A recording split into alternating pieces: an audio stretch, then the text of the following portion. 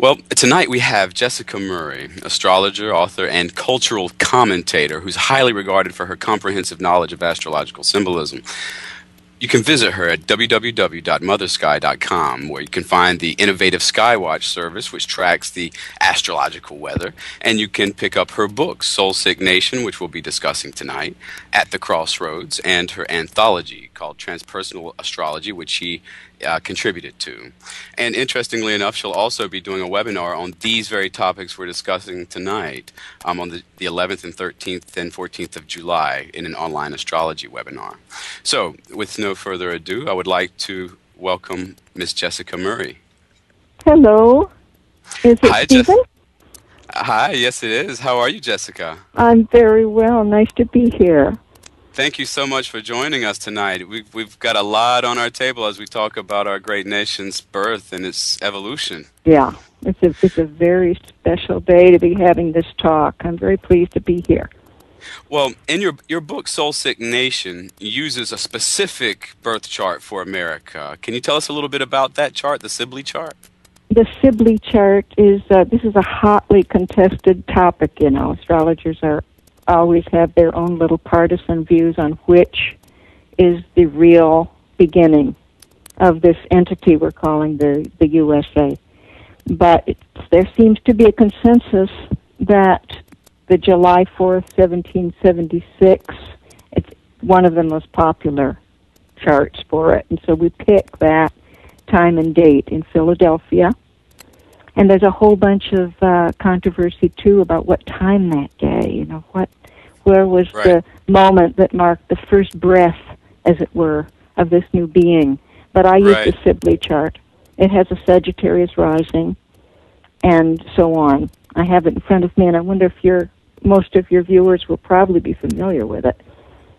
Well, I would hope so. We announced that we'd be using the Sibly chart, and it's definitely a good idea to be looking along with it as we talk. It's really easy to download. You can Google Sibly chart and pick it up for free in a matter of seconds, and it'll definitely help put this conversation into context. So, if America is an entity, looking at the Sibly chart, looking at its rising sign, its moon, its sun, what sort of personality are we dealing with here? Well, you know, we often use the concept of a personality as being symbolized by the ascendant. And so we have Sagittarius rising, and this is the cowboy, you know. I think its modern incarnation would probably be the NASCAR driver. So there's this, you know, we love this, and people all over the world have been in love with this personality, this cowboy-like personality. You have the 49ers, who struck it out west for San Francisco, is one incarnation of it. And then, you know, there's Marlon Brando on his motorcycle, kind of the reckless and fast-living and independent, and there's John Wayne. And this is a hugely attractive symbol. I think that people all over the world know this as a Sagittarian country. You know, it's one of the reasons I believe in the Sibly chart. And then there's the Aquarius moon, which is in the third house in the chart I use. And it's also trine Gemini Mars. I don't know if this is getting too technical, but it puts together the third house, which is a house of the zodiac that is associated with thinking. And, you know, Aquarius is associated with technology. Now, can you tell us a little bit about the trine aspect? Say it again. Could you tell us, explain a little bit what a trine aspect Well, is? it's a smooth aspect. It actually means 120 degrees of geometrical arc between the planets. So you get this idea that it's relatively easy for this entity to have the kind of thinking that is active, that's Mars, in communications and passing information around. So really, it's a shoo-in for the USA to manifest something like Silicon Valley. Sure. Sure. When I see that Sagittarius rising, I think of the foreignness of Sagittarius, the exoticness, and I wonder if that could not be sort of the public face of America, sort of an astrological way of saying you're going to be a nation of immigrants. That's a good point. I think that the aspect of the seventh house, which is where we have three planets, echoes that. The seventh house is also the house of foreignness. And there's Right. really a threefold emphasis on Sagittarius here. If you think about the fact that Sagittarius' ruling planet, which is Jupiter, is right next to the sun in this chart, make it very strong. And then the fact that there's this whole party of planets in the seventh house, which is the house having to do with the foreign policy in a mundane chart. So, yeah, the seventh and eighth are both houses of relationship. And when you look at a country's chart, you see these planets in the seventh, you realize that foreign policy and the way we show up vis-a-vis others are very much a part of our karma. Well, since Sagittarius is so heavily emphasized in the Sibly chart, we might want to look towards Jupiter to get more information about how this could possibly show up in our everyday reality as a nation. What's the Jupiter energy in America's chart like? Is it in good shape, healthy, unhealthy? Yeah. The ascendant per se is the view of the self. So in the country's chart, it's our national self-image. And this business of Jupiter, it kind of accentuates everything, making it bigger, so that Jupiter does govern size and increase and growth. And I think it's significant because this is a big, big country with big plans and big fantasies and big ambitions. And everybody wants to come here, as you say, from the rest of the world. And America has some big people in it as well. Every time you turn around, you read a doctor's report, all the doctors lamenting about how obesity is an epidemic. They're tall here. They really are, and they're too big and they're too obese. So when we look at the higher potential of this archetype, the Jupiter archetype, you can think that, and the Sagittarius rising, at best are moral symbols and ethically driven. And there's an openness and a tolerance to that archetype too. But, the trouble with ethical emphasis is that when it's wielded in an immature way, then we think we're always right. Ha, sure. We don't base our approach on facts, which by contrast Gemini does. Gemini is about facts and statistics. But Sagittarius is about belief. And so what I think is happening with this chart is that you get Cancerian patriotism, which is a very emotional construct, really, and you filter it through the Sagittarius rising, and then it becomes kind of a my country right or wrong kind of thing. Could this be what's responsible for America's impulses toward war? Would you say America is warlike?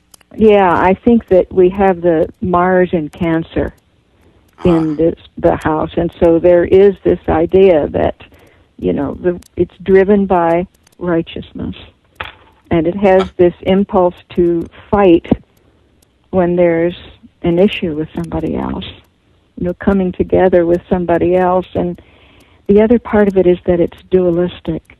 So I'm thinking of the Mars in Gemini in the seventh house. And I'm thinking of the bellicosity, as you say, and the dualism of thinking that it's either me or you. Right. It's a zero-sum game. This is at its most crude. This is not how I think that these things could be expressed, ideally. But it is how we can see they are being expressed. Well, our Saturn in the 10th house and exalted in Libra, it should give us a better moral leg to stand on, but it doesn't, does it? Well, I mean, it is, as you say, that it's the crowning planet of the chart, and it's in a beautiful placement as it is. it is our sense, for better or worse, of being the dad of the world. And I think that the fact that we refer to our first politicians as fathers, the founding fathers, is really kind of hilarious. We even capitalize the phrase in our textbooks, founding fathers. They're really more like father gods. Yeah. And we carved them in stone on Mount Rushmore. And so this idea of being larger than life, like we made them into literally monuments on a mountain. And we do that figuratively. So that's a lot to live up to. And the fact that it's so visible, the literal symbol of those founding fathers being seen for miles around, and then presenting it to the rest of the world from our 10th house. But the problem is, it's so ambivalent. This good dad archetype is very ambivalently held. And we see that astrologically as the square, the 90-degree angle between that Saturn in the Sibly chart and the Sun. That means that those two planets are a quarter of a circle away from each other. They're making a right angle toward each other. We would call that psychologically a father complex. Go ahead. I see. And for sure, the whole concept of paternity has undergone, call it what you want, a challenge, transformation, but the notion of fatherhood in America is under siege. That's right. That's true. The Saturn-Sun square always means some kind of conflict. But what I think you're talking about is that there's this discrepancy between the actual state of fathering in this country and this mythology around it. And know the statistical reality, this may be what you mean, of the American family is that mothers now keep finances afloat in 40% of the households with children. But we hear about, cultural conservatives seem to think that's weird or aberrant. Not a real family. Right, it offends their idea of that exalted Saturn. It's a beautifully exalted Saturn, and they're on to something. The ideal state of the family in terms of archetypes, with a father that leads, and Libra is very beautifully a leadership sign. But what I think is the sickness that not just the USA has, but that any entity has just as individuals can have, comes from what I'm going to call a cognitive dissonance. I talk about this in more detail in the webinar we're doing next week, but the We the People conference. But where there's a disconnect between the country's official narrative and ordinary people's reality, it creates this malaise in the populace. I don't see the USA as being fatally flawed. Like you say, that Saturn in the 10th is a beautiful potential, but we're a little bit ill here, and we need healing. And I think that to heal, you have to diagnose. You can't heal without first identifying what's wrong with the patient. So we have, in this instance, a country whose national myth is that families consist of a father, mother, and children, and that the father supports the family physically and is the active force in the outer world. And then the mother supposedly supports them emotionally and keeps the home fires burning. I think that's what the conservative Christians mean when they say traditional, although it's only been traditional since the Cold War years. But now it's totally outmoded. Read that only 12% of American families adhere to that model.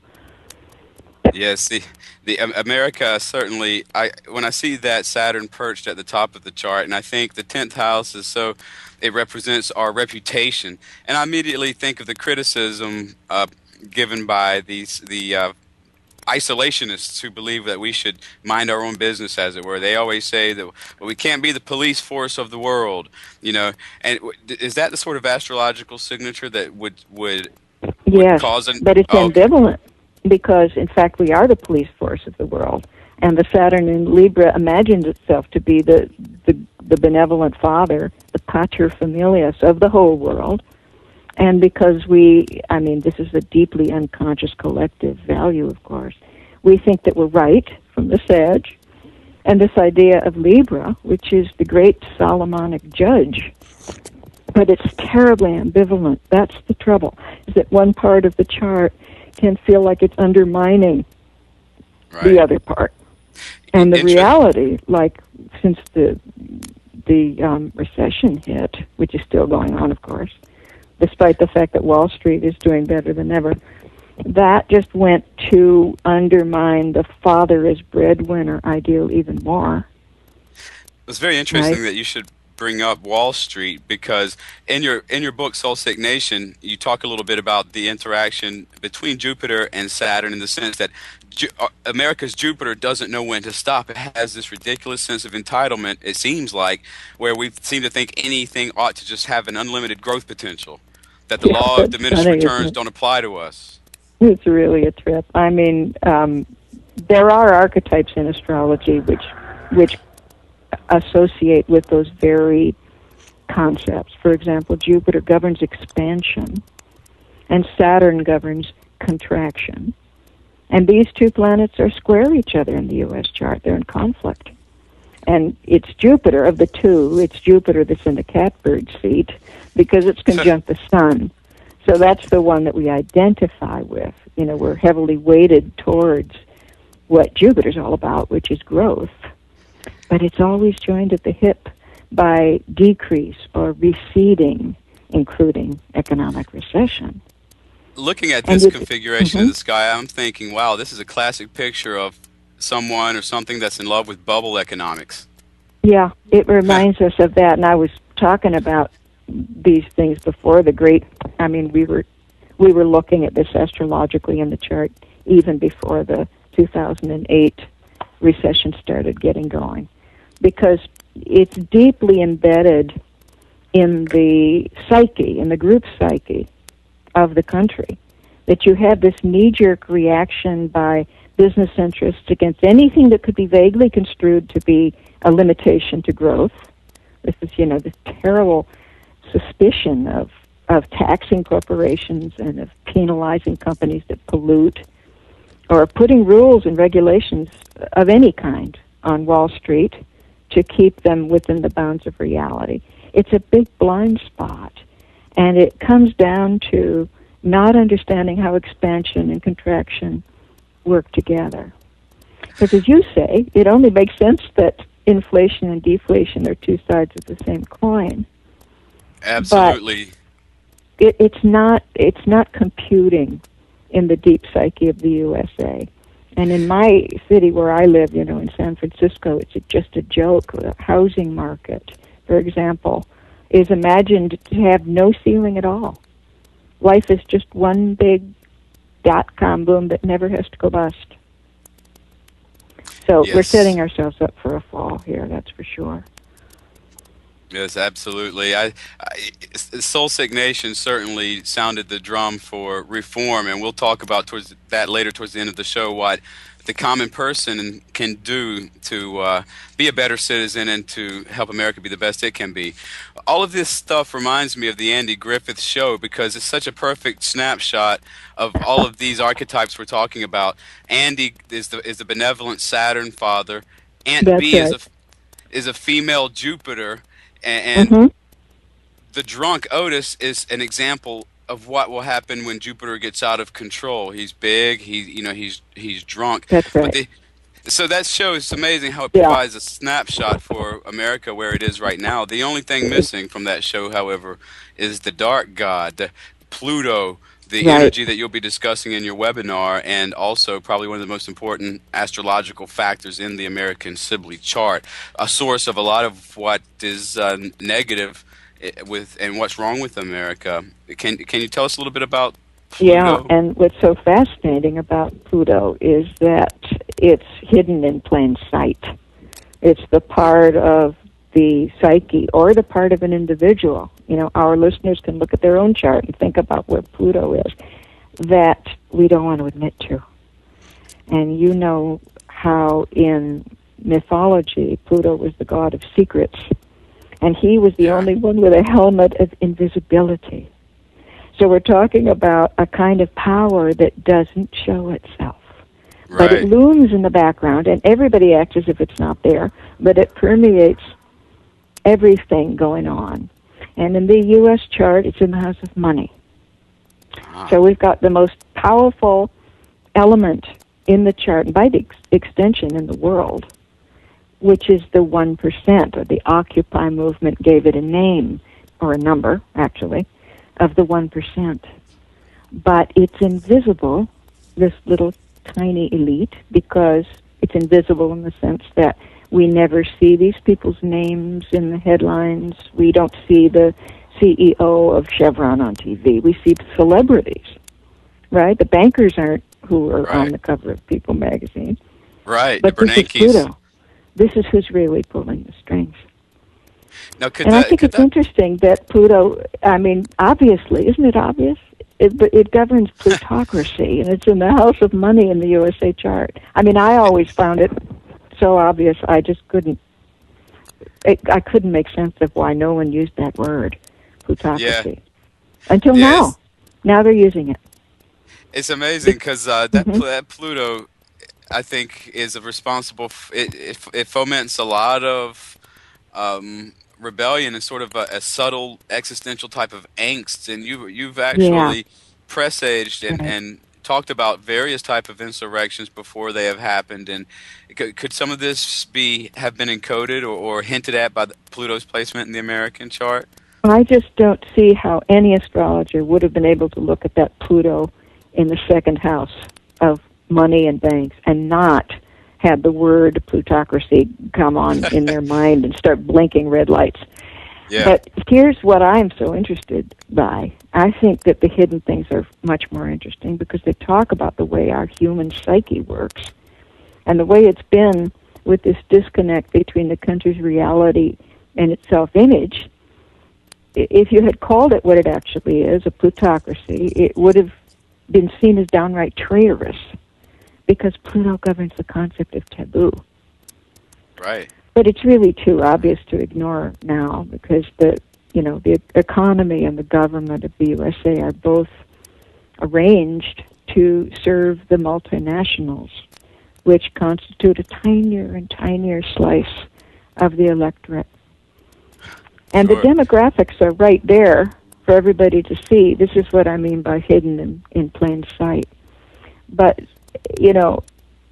I think that those financial instruments that got the stockbrokers and by extension all the rest of us in so much trouble when they tanked the world economy, the income swaps and all these really hard to understand esoteric phenomena that they just created, they were Plutonian in the second house symbols too, because they were created with the clear intention of hiding the risk.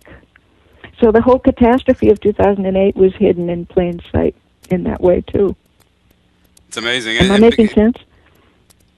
Pluto mythologically is associated with rape and taking by force. He stole Persephone and stole away with her into the underworld. What does Pluto's placement in our chart have to say about criminality in the American economy? Well, that's a very interesting question. I think that I might start psychologically by defining those kind of crimes as compulsive. And if we define compulsion as a desire that can't be controlled, a behavior that grows so extreme as to be unhealthy, then I think you can use the word compulsive for the USA's relationship to money, and by extension, the banking elite's relationship to the social, the goods of the Commonwealth, which is like a rape of the public weal. I don't know if this is too involved, but in Soul Sick Nation, I talk about where this comes from and on an energy level. There's an imbalance between the four elements in this chart. But I think, to be succinct about this, that the idea of a heinous crime comes from Pluto because it pushes everything to extremes. And what's really going on, if you look at it in terms of transformational astrology, is that it backs us up against the wall so that there's nowhere else to go but to transform. Yes. That's what happens when the god takes the heroine down into the underworld. That's a symbol for it kills something off in order to force a rebirth. And Pluto did that to Persephone. One gets the idea that these sneaky and underhanded economic practices or whatever associated with it, that is designed to purge the American economy in the long run, that it's a sicking up, as it were, and hopefully in the long run we'll be stronger because of it. I also can't help but think, because Pluto is also associated with archetypal blackness, and the second house is the house of movable wealth. Do you think that this could also be a signature for slavery, America's ignoble history with enslaving other human beings? You know, I did make that point in my first book, that I think this whole idea of ownership, actually the ultimate crime in the ownership category, because that's really what the second house is about, is the concept of possession. So the quintessential possession crime is to imagine that we could possess another human being. And I see that as one of the aboriginal crimes of the USA. You might say that, you know, we were born with this sin to wash away, to work off, if you see karma as being something one can burn off. And the second one was the genocide of the indigenous people. The Indians, sure, because our concept of ownership was wholly at odds with theirs, wasn't it? You talk about that in Soul Sick Nation as well. You know, the Indians, their ideas of ownership were more collective, whereas we need titles and deeds and all of that stuff. Well, Pluto is about power over. That is, in its crude form, before it's gone into its rebirth phase, if it hasn't opened the door to transformation. This has to be qualified, because this isn't what Pluto has to be. But in its crude form, it's power over style power, not power shared. Very, and so very it's interesting. In the house of territory, so what do we want to do but move in there and overtake Iraq and Iran and anybody else that has gold? The black gold, that is. So, in this sense, our second house, Pluto, is sort of gets in the way of the nobler aims of our 10th house, Saturn. I believe in Soul Sick Nation, you described it very interestingly, a good cop, bad cop type of face. That is so true. I think that's exactly true. And, you know, both of those houses, the 8th and the 2nd, where we see Pluto, are involved with businesses and banks. You know, the 8th is more specifically about corporations. And we're so, you know, and the Saturn is sort of ideally the good father who has the good housekeeping seal of approval, like the president. This idea that we need them to be a good man. It's not enough that they be a politician. They have to be a good man. We have to approve of him as a father figure. That comes from the Saturn, and that's the good cop. Right. There's only been one American president, President Buchanan, in fact, who was a bachelor for the duration of his life. Is that right? I was reading that the other night, researching the Civil War. So he was apparently America likes its presidents to be family guys, and not the Seth MacFarlane family guy either. That's right. They can't be like Berlusconi. They have to be a good, clean father. Well, I'm also, when I see Pluto in the second house, I can't help but think about more minuscule sources of power, such as the internet, digitized information, banking, for example. You know, that's consisting of just zeros and ones instead of actual gold coin. You know, the sublimization of finances and making it complicated. It's really, I think, one of the more powerful planetary energies in the chart. Oh, yeah, it is to me, too. It's really interesting. But, you know, that digital business is very much the moon in the third house of information. And digitalization is Gemini. Actually, Gemini governs the literal digits. It governs the fingers. And it governs manual activity. But more to the point, the idea of Gemini is binary. So it governs binary code. And that trine you're talking about is, I think, why we have just blossomed with technology and become the world leader. Absolutely. And seeing that the ruler of Gemini is Mercury. Mercury is involved in a relationship, an angular relationship with Pluto. That's going to bring up the whole concept of ownership of the airwaves, ownership of the internet, and that's probably Soul Sick Nation talks about that. I think that's the next big fight. I think that's I mean, you could smell the blood already from that battle. It's this idea of go ahead. What were you saying? I'm sorry. Oh, I was just going to say it's going to be a big deal because they're locked in an opposition there. Yeah, that's the only.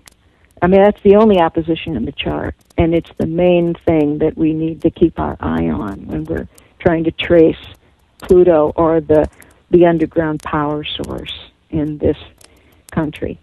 And when you think historically, and it wasn't that long ago, when television, in the early days of television, people thought of radio and television as a public service, as an organ of the people. I mean, the airwaves were seen as public property.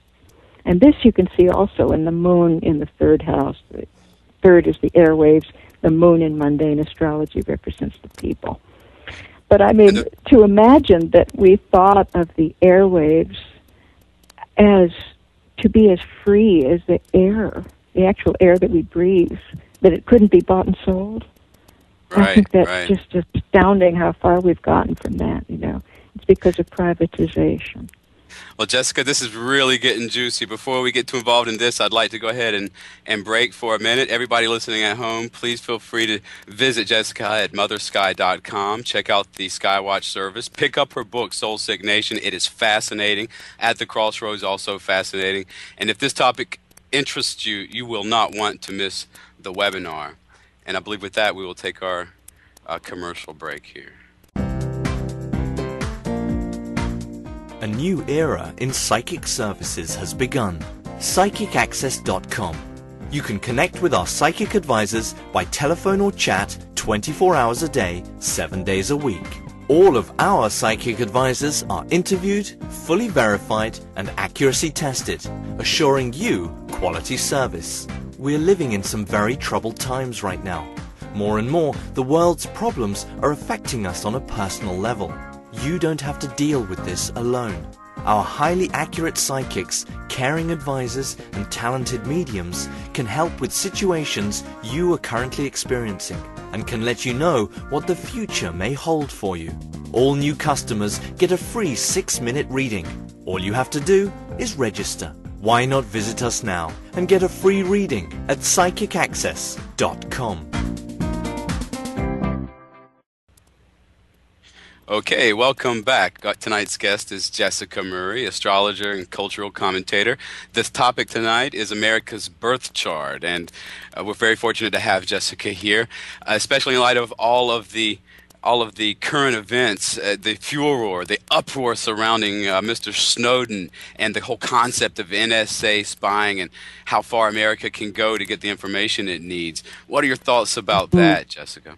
Well, I'm very captivated by that, Snowden, and it's just recently that, I mean, relatively late, that astrology got its hands on his birth chart. So there's been a lot of talk about, you know, whether he's for real, actually. His chart is so Neptunian, which is to say that it's an enigma. There's a lot of mystery in it, which suggests that we don't have the full story, and we probably never will. Neptune always also part. Go ahead. I'm sorry.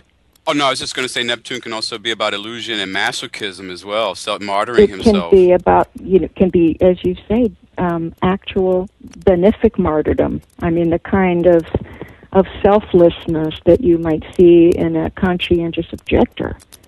And I mean, there is a whole camp who believes that he's doing just what he says he's doing, and that it comes from that kind of altruism.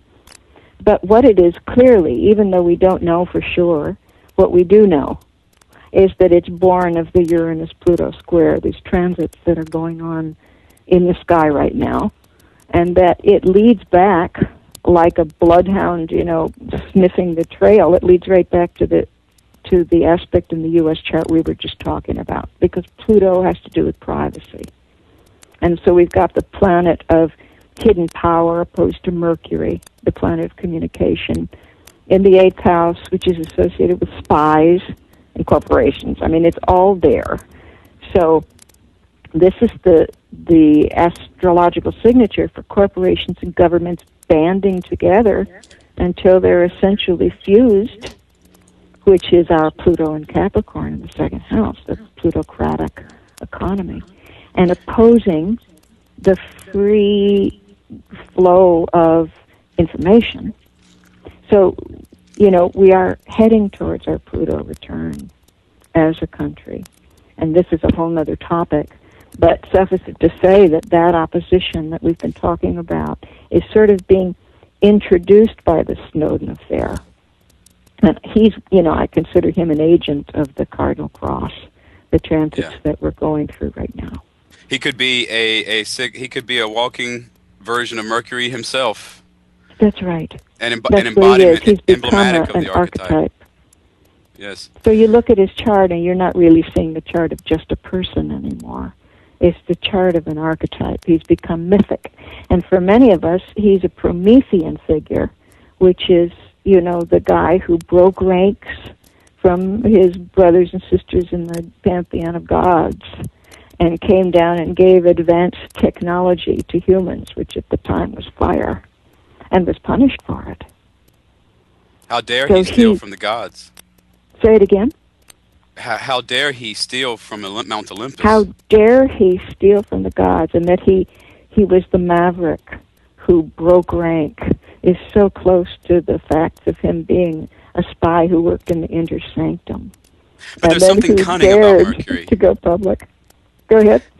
There's something cunning about Mercury, isn't there? Something impish about him. When you say, because of his youth, and he stole his brother Apollo's sheep or cattle. Uh-huh. Yeah. That's right. Mercury in the Hindu religion, I think, corresponds to Lord Krishna, the butter stealer. Did he steal butter? Oh, that's a good one. Stole butter. In Christianity, Jesus is associated with the Mercury function, and here we see it as the two thieves who flank him. So this double-bodied, childish mischief is, I think, emblematic of Mr. Snowden. That's an interesting point, because in astrology, Uranus is the divine trickster. He's not just playing around, but he opens himself up to tremendous privation and punishment by doing this. We have Uranus opposed to the ascendant in the Sibly chart, don't we? In the Sibly chart, opposed to the ascendant? No, it's really conjunct the descendant. But yes, that's right. That makes it opposed to the ascendant. Mm-hmm. So how would that translate into an American reality? I'm mostly thinking of Uranus in its position currently, which is square to Pluto, which is the NSA revelations that have exposed the control that's being exercised by these agencies. And here's this little trickster, the Uranian Snowden, who comes along. It's very interesting. What's going on is so seismic. I think people's understanding of what the government is, even what a government is as a concept, is in chaos. Because everything about the government, even the spying, has been privatized. We don't even have the good old evil CIA anymore. We've got organizations like Snowden worked for, which are these private corporations, so you can even pay the spies less. I think America might have to add separation of corporation and state into its arsenal of political innovations, a lot separation of church and state. They should probably be bedfellows. Yeah. Right, because they have become fused, like they did with the mercenaries in Iraq. So the government now are contracting out their spying and contracting out their soldiers and joining forces with private companies like Blackwater and like Facebook, whose whole trip is data mining, from the beginning. But most people didn't seem to care about that. I mean, they didn't seem to care when Facebook did what Snowden is saying the NSA did. I think there seemed to be a different quality in people's minds when they find out that their government did this too. But these are all agencies to whom we've ceded our power. I think maybe going back to the compulsive plutonian spending, where Americans feel they're not really alive unless they're buying something. The idea might be that we don't want to criticize the corporocracy, or what you might want to call it, because then we won't be able to buy our trinkets. It's really a trip. I think it really is very irrational, the relationship with spending and with debt. Debt this is governed by the 8th house, and it's opposite the 2nd house of spending. And we also have this tremendously ambivalent national issue going on with debt, because on the one hand we despise it. There's this Puritan strain, in America's psyche that considers it weak and shameful to be financially dependent. But of course our whole economic system now is set up to necessitate debt. Yep. If the middle class wants to start a business or buy a house, they have to get a loan, so it's become kind of a rite of passage. The idea of John Wayne getting his house foreclosed on is ludicrous, isn't it? He can't just build a log cabin anymore. He has to get a debt from a predatory lender. And yet we have a system where if there is no debt, it collapses, supposedly. Right. We have to create debt in order to keep this construct aloft. And I think exactly that is what the sickness is. Yes. Because we're Americans to really digest what you just said. It would be a terribly painful thing to realize, and it would totally upend the American dream, so-called. Wow. And this being a Cancer nation, that, it's a very emotional sign, and that idea of house buying. Cancer governs real estate. So this American dream is all tied up with, I guess the subtext of it really is, I'm entitled to buy a house. That's what my citizenship entitles me to. That's a ludicrous notion, but that's what a lot of people think. There's a huge sense of entitlement. I think that's the subtext, yeah. You can see it at work in infomercials. You're saying, this quintessentially American purchase of a house is something that ordinary Americans are less and less able to afford. So the dream becomes just a fantasy. I think that's what's making us so ill. Well, that brings us to the therapeutic portion of the program. Everything's been sort of warning us. What sort of work can we do as individuals, and as a collective, what has to be done? The Pluto work you mentioned and the Saturn work. I think that's a very good way to put it. And I do say that you have to have a diagnosis before you have healing. So I don't think we can skip this step of, noticing that the populace is very confused and dissatisfied and insecure. And I think that we have to dig underneath the surface to find out why that is. We have to look at the system itself. So we have the fact that, the Pluto stuff, all the cognitive dissonance we're talking about, is the cause of people being very destabilized. And it comes down to the fact that the definition in their heads of living a normal, stable American life has become too estranged from the reality. So first thing we have to do is to ask ourselves, to what extent have we bought into these American dream pictures, which really don't hold water anymore? Right. And instead move into a confrontation with the reality, which is that the problem is systemic, that the system is jerry-rigged. It's not just about them personally, This is the trouble, I think, that keeps people from seeing this. And it may be that I don't fall into this particular trap, although Goddess knows I have my own, is because I was born without the patriotism gene, and I don't have a whole lot of water. So when I look at water, and the sign Cancer from the outside, I see it as a very subjective sign. I think it's the most likely of any in the zodiac to take things personally. And so what I'm saying is that I think most Americans still irrationally feel that their lack of solvency is a personal failure. You know, that you know, they're being evicted or that their house is underwater. But as we're saying, the deck is stacked. And I think the first step to heal is realizing that. That, you know, otherwise, what's going to happen? With the financial facts, the only people who can buy real estate are the young tech barons in Silicon Valley, or maybe Arab sheiks and Hong Kong billionaires. But it's not the America that they learned about in their textbooks. And until this, you know, this disconnect is brought to consciousness, we can't heal that. We're not going to get over this. Yes. With our second house cusp in Capricorn, you know, Capricorn has its moments. You know, it can be kind of ruthless and ambitious. It'll step on people who are weaker than itself to get ahead. You know, that's a very, I think, Capricornian type of situation. And to have Pluto in Capricorn, you know, I think in order to manifest that Pluto energy in a more positive way, I need to look at my own spending compulsions. Right.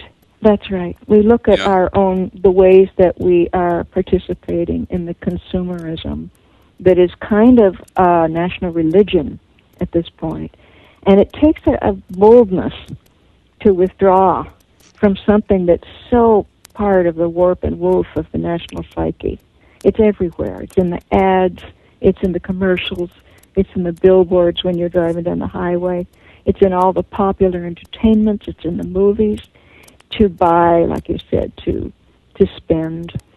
And if we could dare to do that, and to do that, what would we need to dare like that? We'd need probably the boldest placement that I can think of in astrology is Uranus and Aries, and that's exactly what we've got going on now in the sky. Yes. In other words, we have exactly the right kind of courage-building transits to make us break away, like we're talking about. Yes, Aries is a cardinal energy. It's like an atomic explosion. It gets things started. It's the ignition. So the atomic part is Pluto, literally, in the sense that Pluto governs, you know, the atom bomb, Plutonium. And the idea that the only way to change for deep structure change is to take something down to its smallest building blocks, the atoms, in order to purge it and start all over again. And I think that's what's going to have to happen here to our second house. People are going to have to understand what the capitalist economy is about, you know, by daring to look it in the eye. Well, coming up here in a few years, we're going to have the Pluto return, which is essentially almost an eclipse or conjunction of natal Pluto with the transiting Pluto. It's a big deal. Yeah. It's a big deal. It only happens once in 2.5 centuries for Pluto to come back to where it started. So we've never had one yet. This is our first one. As a young country, we're not old enough to have already had one. So I look at things like indie capitalism. I don't know much about it, but just the concept of crowdsourcing and Kickstarter, you know. The tech world has come up with some extremely exciting ideas which completely eviscerate old school capitalism. You know, we would expect that when we consider that advanced technology is governed by Uranus. In other words, the whole cyber life, the whole approach of the high-tech world is governed by Uranus, and that it's square to Pluto in the sky right now, which implies that it's going to have the power to break it down. Break down Uranus the is old way. the key. Uranus also has a humanitarian angle to it, doesn't it? Mm-hmm. So Aquarius can be a very philanthropic. It's humanitarian. It really is the planet that has the eye out for the human race as a whole, that goes beyond the ego. So I think what you have with Uranus and Pluto together is a concept of how, well, that's what crowdsourcing is, isn't it? Just the phrase of how people individuals all doing their own thing through the age of Aquarius approach to life, can actually take a gradual but radical shift from the top-down way of monetizing everything to a literally democratic way of doing it. I mean, this is very abstract, but it's going to have to be abstract at the beginning because we can't imagine what this would look like. Well, it looks like there'd be a striving towards materialization of this abstractness because our sixth house of labor is in earthy Taurus, and Uranus is in that house. That's right. Uranus is right there. Yeah, the Uranus work is going to have to be materialized and made concrete in order to... That's going to be the key to this thing. It seems like that's what the chart is saying. Well, that would be nice. What we now have, actually, in the tech world, as far as money goes, is a teeny tiny little minority. It's a plutocratic minority, in fact, of, where the wealth has gone.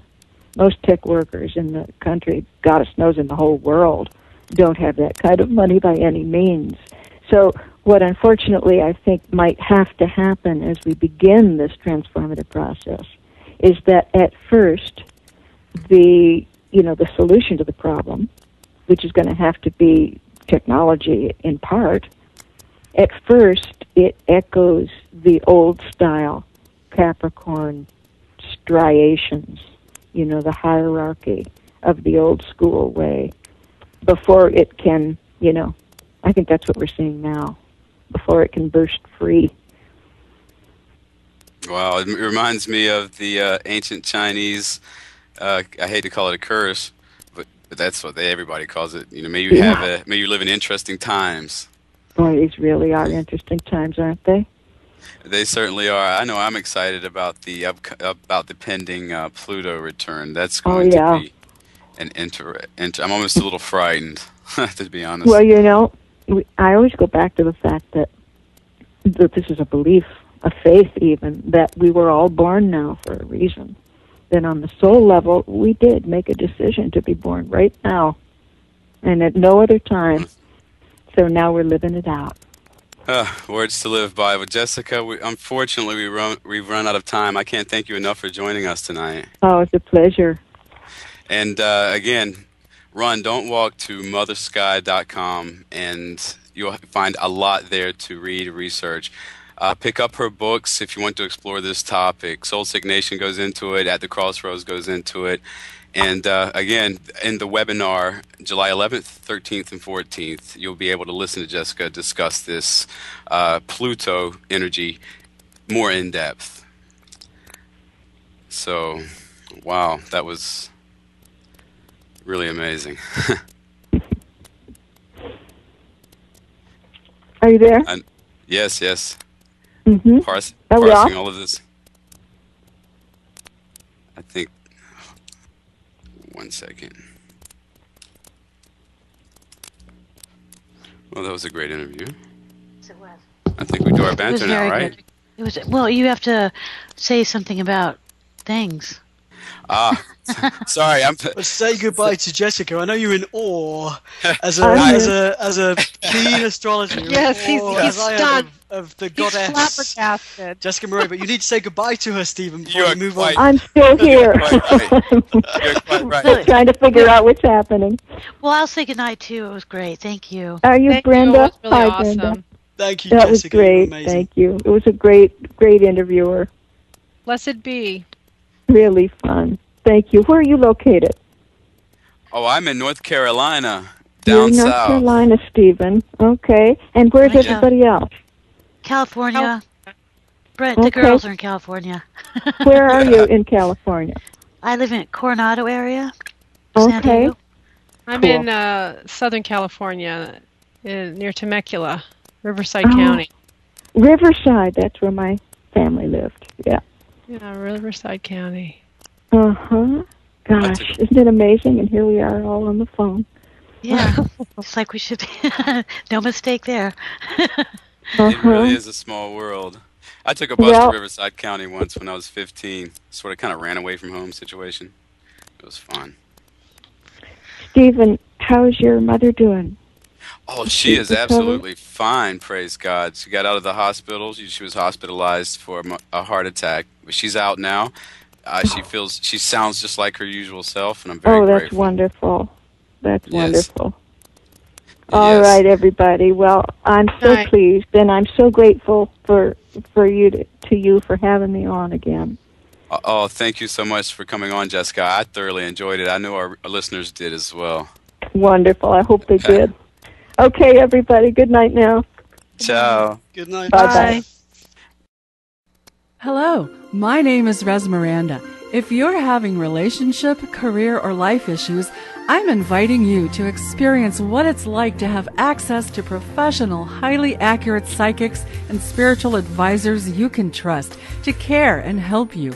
Register now to get your free 60-minute reading by telephone or chat.